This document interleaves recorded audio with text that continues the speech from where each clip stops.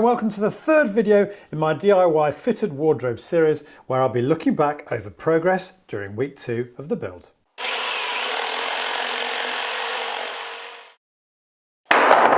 Now, you'd be forgiven for being a bit disappointed by the progress during the second week of the build, and I did promise you a lot more, including completing the top boxes. But the problem is there's been some pretty painstaking preparation required for the wardrobe lighting, which I think will elevate this project to a pretty cool level. And with all the channeling that I've had to do for the lighting, I haven't been able to get the top boxes in until that's been complete. So coming up today, we've got the sloping bed I made for my little trim router, angle grooves for the LED strips, sensor switch wedges, the fuse spur access, and the construction of the final 2 double carcasses. The all-important process of lining up and fixing the carcasses in position.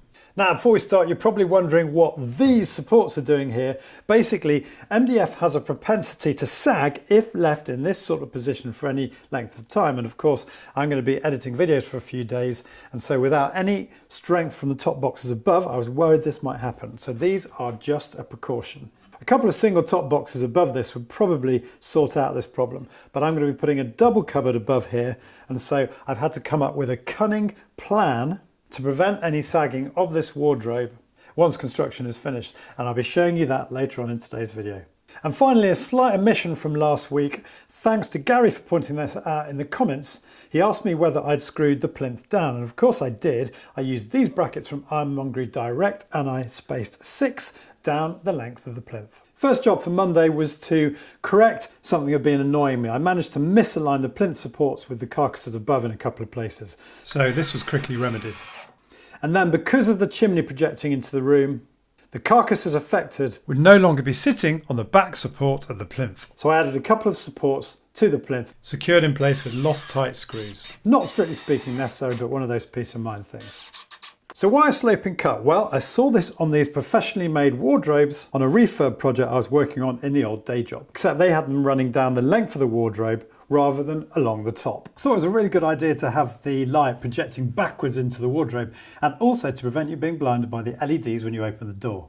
And whilst this is the temporary mock-up, the final version will stretch the entire width of the wardrobe. And after a few nights pondering how to make it, I came up with the idea of making a sloping bed for my 1/4" shank trim router, my larger 1/2" shank having just too large a bed for this to be possible. Trend, who recently reached out to me, kindly supplied me free of charge with this 2-flute 12mm cutter, which I chose because it was the longest cutter I could find in a 1/4" shank.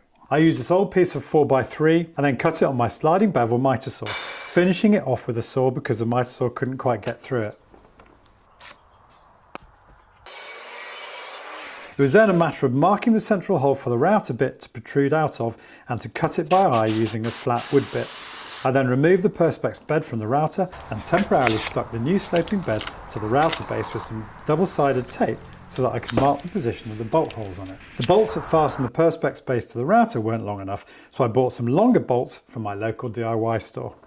I then drilled and rebaited the bolt holes into the sloping bed. As you can see, without a drill press I wasn't particularly accurate with this, but the critical point is that they're aligned where they meet the base.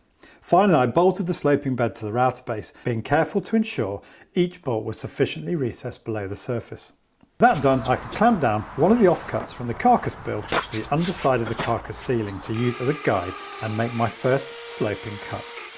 What I found is that the groove did have gentle serrations from the cutter. These could be minimised by slowing down my run, perhaps by excavating in incremental depths rather than routing the entire hole at once, and in any event they can be quickly removed afterwards with sandpaper and a thin block of wood. The electrical install will probably pop up from time to time in my videos just because of the need to embed all the wiring into the project at such an early stage. I bought my lights from lovelights.co.uk. I'm spending quite a lot of time on the phone with Sensio themselves, the manufacturers, who are incredibly helpful and patient in talking me through all the options, as I've never approached anything like this before. And if you're remotely tempted about putting lighting into your wardrobe build, I massively recommend you look into it, because it's really straightforward once you've got your head around it. Suffice to say, each wardrobe has a strip of flexible LEDs. which you cut to size, and a sensor switch that needs to be plugged into a distributor block, which itself then has to be connected to the driver that supplies the whole system with electricity. This is a lot of wiring to hide, and I didn't like the idea of surface mounting this sensor to the ceiling of each wardrobe, even though this is one of the ways it's designed to be attached. Although of course if my doors were overlaid rather than inset into the frame, I could recess these sensor switches into the side of the carcass itself. So I came up with the idea of these wedges, which would give the sensor a recess to be slotted into.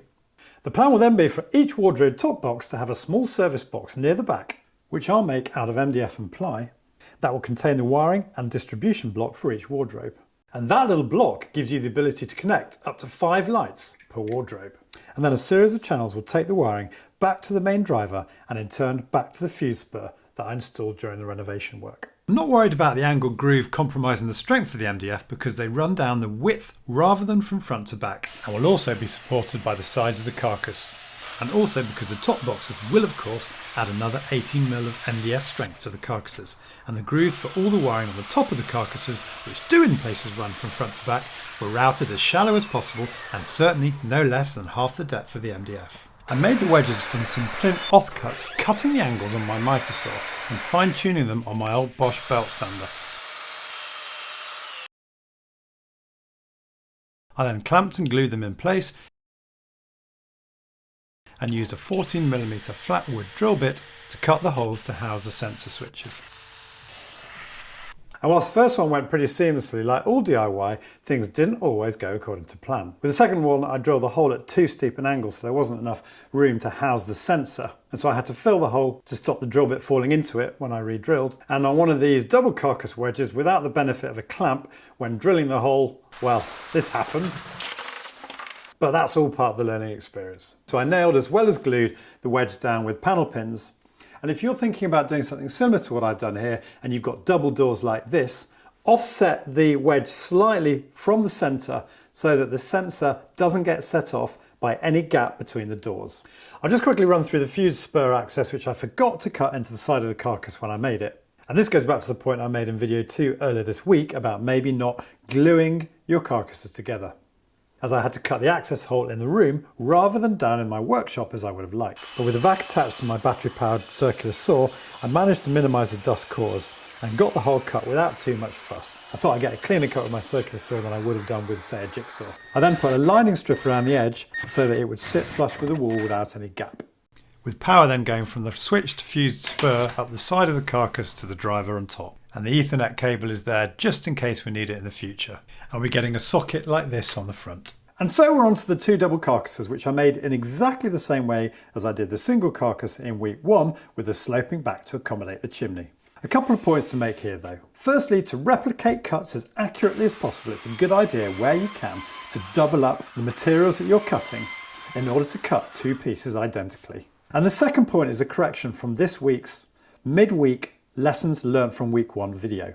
I wrongly stated that with a circular saw or plunge saw, unlike with a table saw, you can't create repeat cuts to make identical carcasses. This is not true, and with clever jigs like Peter Millar's demonstrated in a couple of his videos, links to which I'll put in the description below this video, you can ensure that the track is placed in an identical position on each sheet of MDF in order to create near identical cuts. And I'd like to thank all of you who pointed this out to me in my midweek video. So with the double carcasses constructed with all the routed grooves, it was just a case of slotting them into position, and it was pretty satisfying seeing them slide into such tight slots without any hiccups. So we're now on to the all-important alignment and fixing the carcasses into place. I'm realising there are so many things to think about when you're putting a series of carcasses like this together, and one of them, which I hadn't really appreciated, is even if you get them completely true when you're making them, they are going to sway a bit when they're in situ.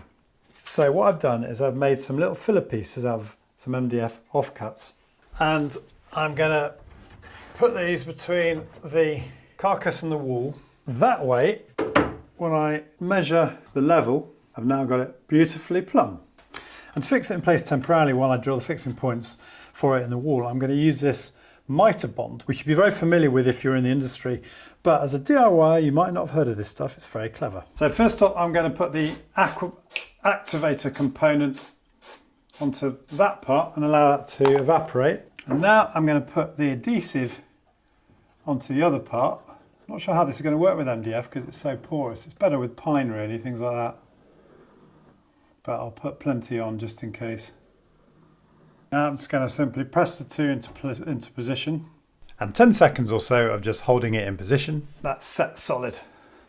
I'm going to put one more of these, slightly chamfered, in the middle. There. And I'm just double checking with a straight edge that my MDF is nice and true. All of which I'll thank myself for when I come to make the doors. With the filler pieces in place, I drilled through them and into the wall with my Bosch universal drill bits, which are brilliant because they're multi-material bits. And with the hole position marked, I finished it off with a 6mm SDS. I always use my SDS for masonry and concrete because it's so much more powerful than a combi in hammer action, and my Victorian brickwork is very hard in places. A couple of brown 7mm wall plugs tapped below the surface to prevent the plaster cracking as the plug expands, and these 4x80mm wood screws, and the first carcass was fixed in place. You see, a lot of carpenters hide these screws behind the bracket mounting plates, and that's a particularly good idea where you've got, for example, a veneered carcass. But in my case, I'm going to be painting my MDF carcasses, and so I'm not that worried about the positioning of the screws. Although, if I'm going to be totally honest, the real reason is that I don't know where the mounting plates are going yet. And all this careful alignment does pay off, as you can see here, with the accuracy that I achieved for the gap for the final double carcass. 1mm to spare at the top and bottom. I used similar packers on the left-hand carcass, this time not screwed into the wall because I didn't want to penetrate the insulated plasterboard. And finally, I screwed the carcasses down to the plinth below with these lost tight screws with their tiny screw heads leaving minimal filling. And on top of the carcasses, I freehand routed grooves, not having been organised enough to have done this earlier, for these brackets I bought from Ironmongery Direct. Another idea I got from one of Peter Millard's videos. So that's pretty much it for today. I thought I'd end today's video back in the workshop where I've been spending most of my time. I've got a couple of things to finish on. Firstly, I promised to show you how I'm going to prevent any sagging of those double carcasses. And I've come up with what I hope will be a cunning plan of using this 3x30mm steel banding that I've just bought last week from my local agricultural supply DIY shop. And I'm planning to sandwich that behind the fascia that will run the entire front of the carcasses. It'll be interesting to see how that works. So hopefully see you next weekend when there'll be lots more progress on the top boxes. I'll be trying out the new cyclonic dust extraction unit that I made a couple of days ago. And I've also bought a budget plunge saw from Screwfix because I'm so sick of the dust being spewed out of that circular saw. And I'm intrigued to know how much more efficient it is. Budget because, well, you know me, I'm not going to be going out buying myself a Festool, am I? And a final point, I've had a few people referring to my workshop heater and expressing concerns about how combustible it is using a heater with all that dust flying around. So I just want to emphasize, I never ever use this heater when I'm cutting the wood. In fact, quite often it's not even in the workshop when I'm doing the cutting, but to the extent that it is and it gets covered in a thin film of dust, I make sure I give it a good blast with a leaf blower before I start using it. So don't forget, all the tools that I've talked about today will be in the description below the video, which of course you can access on your smartphone by clicking on the little arrow and on your PC by clicking on the show more button. I hope you found today's video useful. If you have, it would be great if you could give it the thumbs up below. And as I always say, if you're new to my channel, it would mean so much to me to have you subscribe. You can do that by clicking on the link there. And don't forget to click the bell notification icon so you get notified of all my future uploads. See you next weekend.